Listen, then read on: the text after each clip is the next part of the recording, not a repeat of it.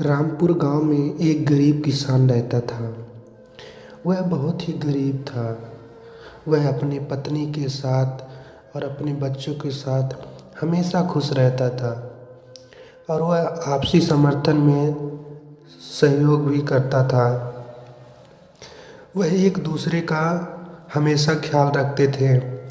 रामू बेशक ही गरीब था, लेकिन वह अपने गरीबी से कभी दुखी नहीं हुआ। वह अपना किसानी का काम करता और अपने बीवी और बच्चों का उसी किसानी से पेट भरता। जो कुछ भी मिलता उससे ही अपना काम चलाता रहता था।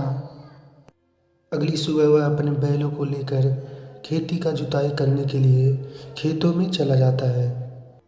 वह अपने बैलों को लेकर खेती का जुताई करता था।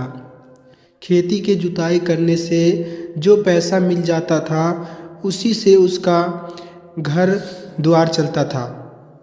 उसका यही काम था, सुबह जाना और शाम को घर आना। घर आने के बाद फिर से अपने खेतों में काम करने के लिए भी जाना पड़ता था। बेचारा अकेले परेशान होकर फिर भी भगवान से कहता रहता है कि जो हो रहा है अच्छा ही हो रहा है। वह अपने मेहनत पर विश्वास रखता है और मेहनत से कभी पीछे नहीं हटता।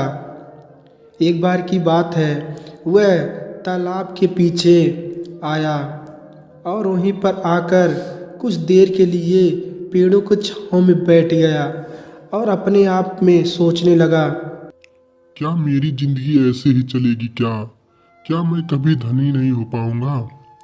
ऐसे रहा तो मेरा बेटे और बेटी की शादी का क्या होगा?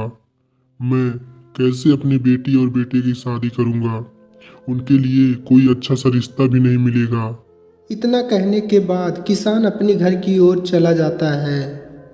फिर अगली सुबह वह अपने खेतों में अपने बैलों को लेकर के खेती का जुताई करने के लिए चला जाता है और अपनी पत्नी को भी लेकर खेतों में जाता है। रामू अपनी खेती का जुताई करता है और उसकी पत्नी उसे खड़े होकर देखती रहती थी। अचानक से उनका हल जमीन में टकरा जाता है। जब उन्होंने उसे साफ करके देखा तो वहाँ पर अंदर एक गुफा था।